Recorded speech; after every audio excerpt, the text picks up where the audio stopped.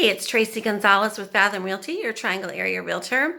And it's a great sunny day outside today here in January of 2019. But we had a crazy amount of rain last year. And so I thought I'd take a moment just to talk with you about why a rainy day is not necessarily a bad day to look at houses. So there's a few things that when it's raining gives you an opportunity that you don't have on a dry, beautiful sunny day to notice. And the first thing I wanted to say is the roof. And you can kind of notice on a sunny day if the roof is having issues as well in some instances. You can look up at the roof and see if there's mold. I've seen roofs with like plants growing on them, and that's kind of a sign that it's probably past its prime and you're going to need a new roof on that house soon. You can kind of look and see if the soffits and flashing and all that looks good or if it looks worn. You can tell if the if maybe some of the shingles are missing or if there's some patches that were maybe made by the homeowners. You can look up at the roof and tell those kinds of things.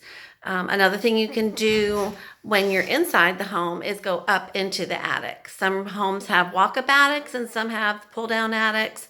But I encourage my buyers and I myself go up into the attic and look to make sure that there's no mold, that there's no damp spots, and that things are dry. And that's easier to tell on a rainy day. If it's been a long dry spell, there may be some dark spots, and that's also something to notice. So you can ask the homeowner or the agent representing the homeowner if there's been some issues in the past and if those issues have been remediated.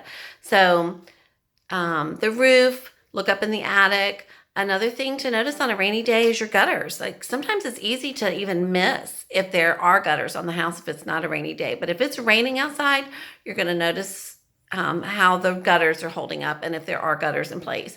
You're going to want to notice if the rain is just like flowing over the gutters because they're clogged and they haven't been maintained properly.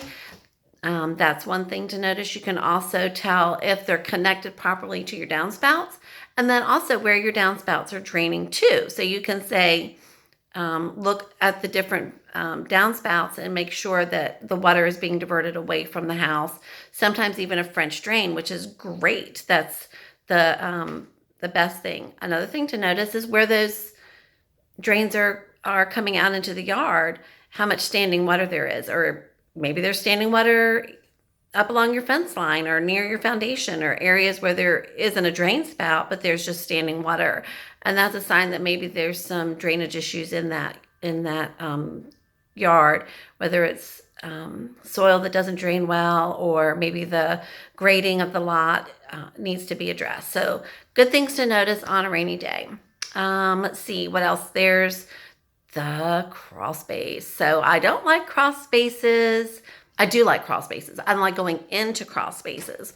So I don't basically go into crawl spaces unless it's completely sealed.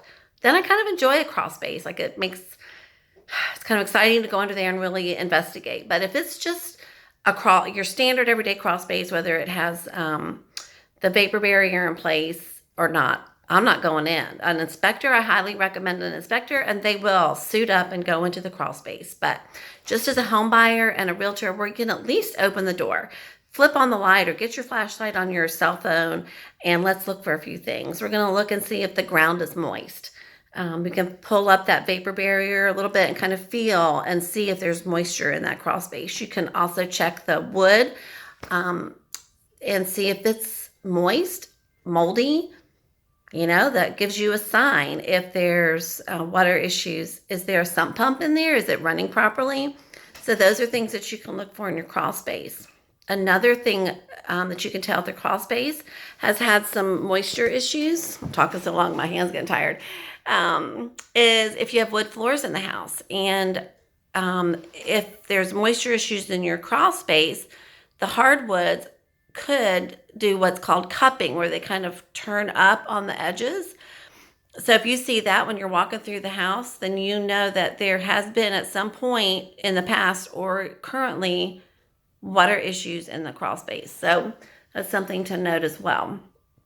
And then there's basements. We don't have a lot of basement homes around here. but we do have some based on the elevation of the land. So if we have a basement, it's usually a walkout. And when you go down into basements, the first thing that's going to be a dead giveaway if there's water issues is your nose and what you can smell. Because you know a damp, musty basement has that smell to it. Then there's a good chance there's been water issues. If it's an unfinished basement, well, even if it's a finished basement, you can walk around the perimeter of the basement and feel if there's any moisture on the wall, on the floor.